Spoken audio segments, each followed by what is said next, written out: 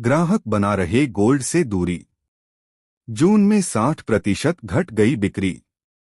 इस साल सोने की कीमतों में करीब 26% की तेजी आई है और 24 कैरेट 10 ग्राम सोने की कीमत 1 लाख रुपए के करीब है।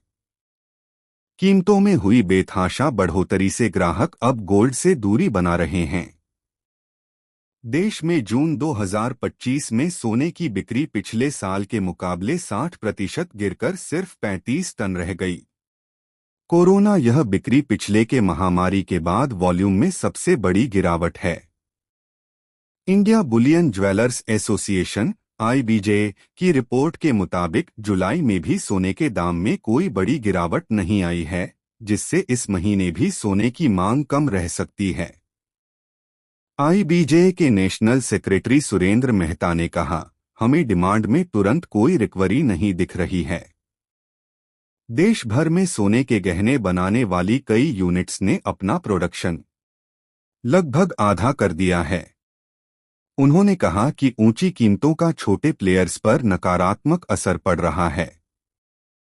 सोने के कारोबार के लिए ये काफी मुश्किल वक्त है। डिस्काउंट देने के बावजूद वॉल्यूम डिमांड बढ़ नहीं रही है। दामों में भारी उछाल के बीच अपना बिजनेस बढ़ाने के लिए ज्वेलर्स अब 14 कैरेट सोने के गहनों को बढ़ावा दे रहे हैं, क्योंकि ये 22 कैरेट सोने के मुकाबले काफी सस्ते पड़ते हैं। 3 फैक्टर गोल्ड की कीमत करेंगे प्रभावित। वर्ल्ड गोल्ड काउंसिल (WGC) की रिपोर्ट के मुताबिक वर्ष 2025 की पहली छमाही में गोल्ड निवेशकों के लिए सबसे चमकदार एसेट के रूप में उभरा। इस साल गोल्ड ने 26 बार नया ऑल टाइम हाई बनाया। दो बुल केसा अगर वैश्विक स्तर पर मंदी या स्टैगफ्लेशन जैसी स्थिति आती है तो ऐसी स्थिति में इसकी कीमतों में 10 से 15% की और तेजी आ सकती है और साल के अंत तक यह कुल मिलाकर 40% तक बढ़ सकता है। एक बेस केस है यदि फेडरल रिजर्व ब्याज दरों में 50 बेसिस पॉइंट की कटौती करता है।